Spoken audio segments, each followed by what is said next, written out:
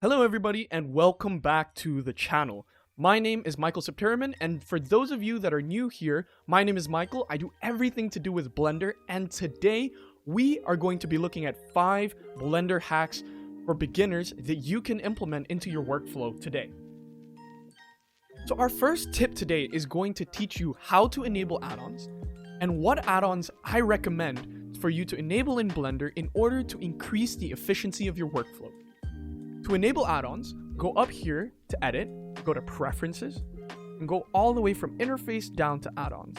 In the beginning, this may seem a little overwhelming with the number of add-ons that are available for you to enable here in Blender. However, there are a few add-ons that I absolutely recommend if you're just starting out in Blender and you want to be like the pros. So the first add-on that I want to show you guys today is definitely going to be Node Wrangler. So Node Wrangler is one of those add-ons that you just can't do without. So look up Node Wrangler in the search bar and just press the check mark in order to enable it. And just like that, without having to restart Blender, Node Wrangler has been enabled. And let me just show you guys what Node Wrangler does. Let's pull out a new window and let's add in a shader editor here. It's going to increase the efficiency of all your node-based workflows. Switching to rendered view here, let's press Shift A and add in a noise texture. And one of my favorite shortcuts is Control, Shift, and left click, which will connect whatever node you have to the material output or to a viewer node. This is especially useful in situations where you have a texture connected to a color ramp and want to see how the color ramp and the noise texture affects the mesh without affecting any of the other nodes. And when you want to revert it back to normal, just Control Shift left click on the node that you want connected to the material output. The second shortcut that I think is super important is Alt X, which deletes all unused nodes in the frame. So all nodes that are not connected to another will be deleted just like that. Another shortcut that I want to show you is also another one of my favorites. Let's add in something like a Musgrave texture, and this works with any texture. You just highlight the texture and press Ctrl T, which automatically adds in a texture coordinate and a mapping node for your convenience. And that way you don't ever have to worry about adding those and connecting them manually. This works for everything, even like an image texture.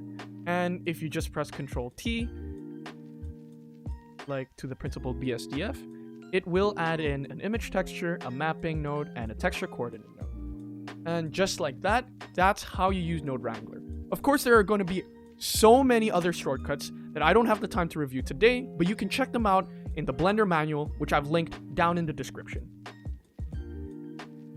The second and the third add-on that I want to show you guys today are sort of interlinked, and they're called Add Curves Extra Objects and Add Mesh Extra Objects. Now let me show you what it does. So if you see your Blender space here, the default setup with the default cube, you can press Shift A and you can add in your mesh and your curves, and that's about it. But what if I told you that there are actually more meshes and more curves that you can unlock just by enabling this add-on? So let's go to the Edit Preferences and back to our add-ons. Let's look up Extra Objects, and you see Add Curves Extra Objects and Add Mesh Extra Objects, and let's enable both of those. And now you can see when I press Shift A in our default Blender setup, there's a lot more meshes and a lot more curves that you can add in right into your Blender render or your Blender workspace. So here, some examples are the rock generator, the single vert, the round cube, different torus objects. Some are even like math functions and the gears.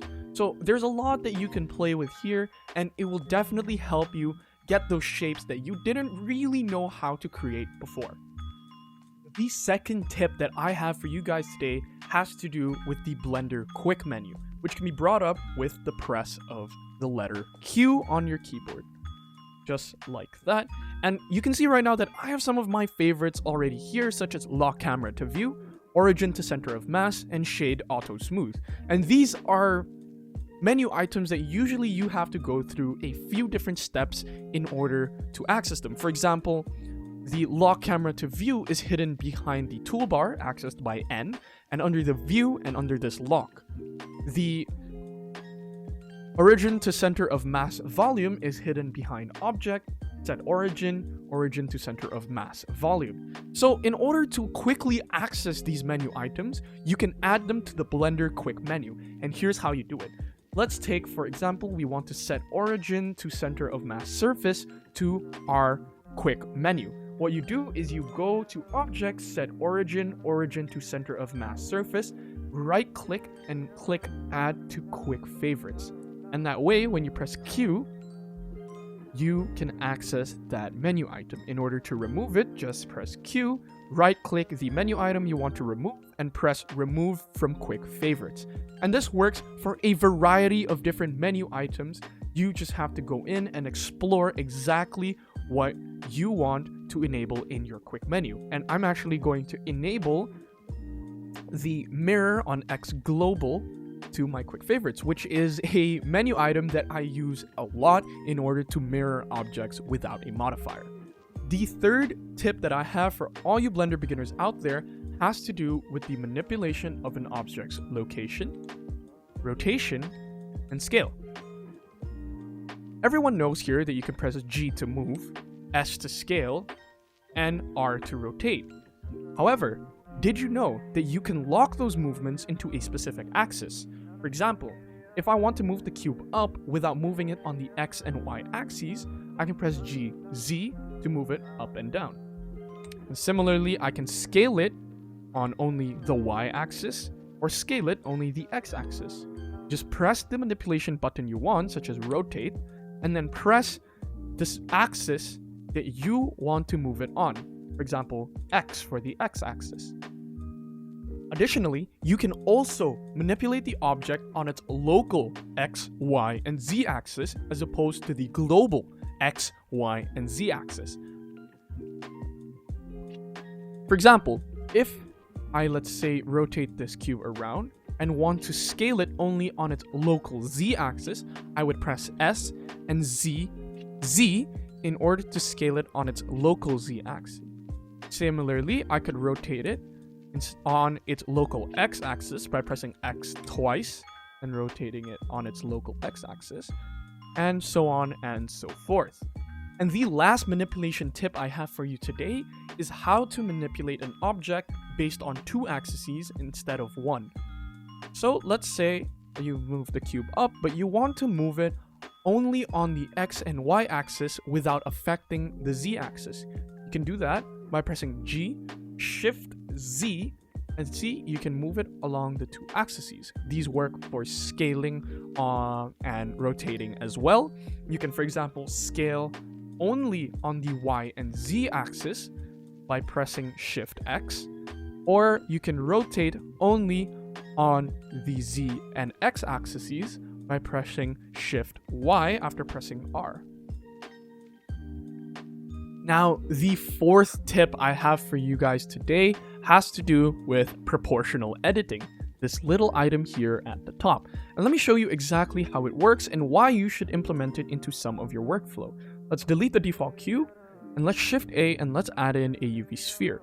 Scale it up slightly, and let's say you want to edit these meshes on the top here without affecting the other meshes, but you don't want to click one by one in order to select all of them. What you can do is just select one vertex and go up here and enable proportional editing. Now when you press G, you can see a little circle around your cursor, which you can increase and decrease the size of by scrolling in and scrolling out. So we can now move this in a way that will affect other vertices. So if the circle is small, it will only affect vertices in the circle. The circle is big, it will then affect all other vertices in the circle as well, just like that. And this way, you can create smooth and fluid meshes without needing to edit the vertices one by one, and this will save you a lot of time when you're creating different renders in Blender. And number 5, my last tip for all you Blender beginners out there has to do with the final render and the performance and speed of that render. So if you go up here into the render properties, we can see that we're on the Cycles render engine. using the GPU to render our scene. However, if you scroll all the way down here to performance, you can see something known as tiling, and you will check mark that tiling and decrease the tile size to something that will help your render faster. Tiling is basically telling Blender to render the scene one tile at a time at a specified size in order to speed up the render. If you're using your GPU to render your final scene, you can have a tile size of 256. If you are using your CPU in order to render your scene, you should be using a tile size of 32. Now, you can read multiple sources out there on the internet, but they will all tell you the same thing that I'm telling you. Use tiling to increase the speed of your renders, 256 if you're on your GPU, and 32 by 32 if you're on your CPU. And just like that, everyone, thank you again for tuning into this week's Blender video. I know this is a little bit of a different one than what we usually do with our modeling and tutorials, but I hope that you enjoyed it nonetheless. For those of you Blender beginners out there, comment in the comment section down below which tip you think helped you the most. And for those Blender professionals out there, make sure to comment your own tips in the comment to help out other Blender beginners watching my video. So, thank you once again everyone for watching, and if you like this video, make sure to click the like button and hit the subscribe button with the notification bell in order to get notified every time I upload a new video. With that, thank you so much everyone, and I will see you next week for another video.